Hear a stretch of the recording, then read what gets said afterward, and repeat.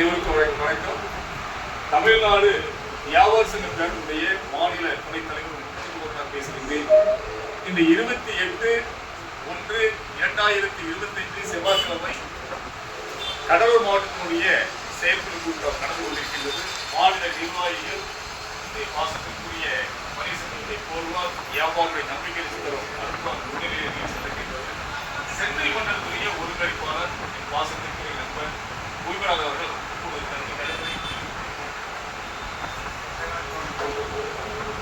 அருமையான மாலை வேளையில் கடலூர் மாவட்டத்தினை காலடி எடுத்து என்னுடைய ஆவாசிய பேரவை வளர்ச்சி பாதைக்கு கொண்டு செல்ல உறுதுணையாக இருக்கிற ஐயா அவர்கள் எங்களுக்கு வழிகாட்டும் இந்த நேரத்தில் நமது ஆவாசிய பேரவை பற்றி ஒரு சில கருத்துக்களை பதிவு எங்கள் கூட்டினார் சென்னை மண்டல ஒருங்கிணைப்பாளர். 5 ஆண்டுகளுக்கு முன்பு நான் எந்த ஒரு வணிகருடைய பொருட்களையும் எந்த ஒரு அரசியல் கட்சியும் நம்பவில்லை. இந்த ஆன்மீக பாதை முதல் போகும்போது திடீர்னு இந்த மாதிரி இருக்கு, எனக்கு கொஞ்சம் ஒத்துழைப்பு தாங்கினார். அப்போதான் எனக்கு இதய ஓப்பன் இருந்து இறுதியாக இந்த நிலைமையும் கூட டக்குன்னு இவருக்காக நான் போராடணும் சொல்லி கூட ஒரு ஒத்துழைச்சி வந்து முதல் கூட்டமாக பாண்டிச்சேரிக்குள்ள கலந்துக்கிட்டேன் மாநாட்டில். அதுக்கப்புறம் இவருடைய சின்னத்தில் நேர்காணல் எல்லாம் ஒன்று அந்த முகநூல் வழியாக பார்த்துக்கிட்டேன்.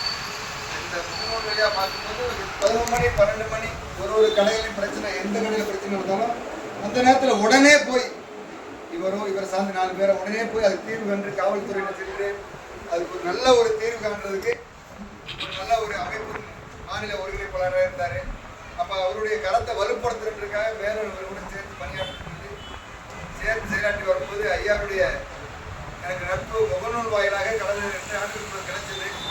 இன்னைக்கு தான் அவர் முகத்தை நேரடியாக பார்த்துருக்கேன். அதனால இந்த மாவட்டத்தில் மென்மேலும் நம்மளுடைய வியாபார சங்க பேரவை மென்மேலும் வளர்ந்து தமிழகமெங்கும் நல்ல வளர்ச்சி பாதையை நோக்கி சென்று வியாபாரிகளுக்காக பாடுபட ஒத்துழைப்பு தர வேண்டும் என்று